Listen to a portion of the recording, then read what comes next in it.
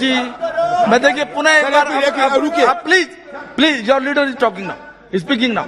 खत्म होने तक हमें मौका दीजिए सर। आप इसी बिल पर बोलिए सर। बिल पर बोलेंगे लेकिन मेरा बात खत्म होने तक आपको बोलिए, समझ देना पड़ेगा सर।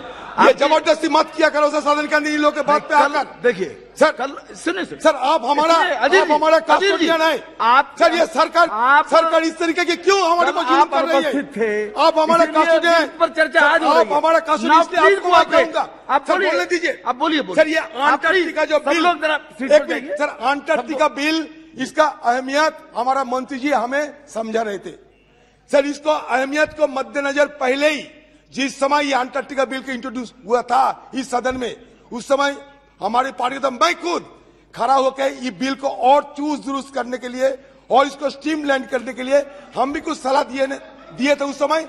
अभी भी भाग लेने में हम काफी दिलचस्पी दिखाते हैं, लेकिन सर क्या करें, ये सरकार एक बीएससी मीटिंग बुला के हम सबको बुला के एक बार अगर चर्चा कर ले सब कुछ आराम से चल सकते, क्योंकि हमारे बहुत सारे मेंबर है जो इनमें शिरकत करना चाहते हैं। सिर्फ मेरा नहीं दूसरे पार्टी का भी मेंबर है।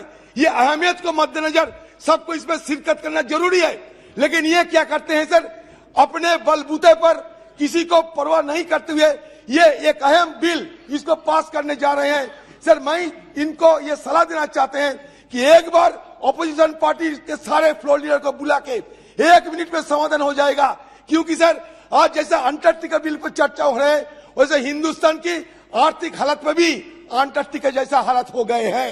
इसलिए कहते हैं कि सर मिल्लत टाइम्स की खबरें पढ़ने, सुनने और देखने के लिए गूगल प्ले स्टोर से ऐप डाउनलोड करें।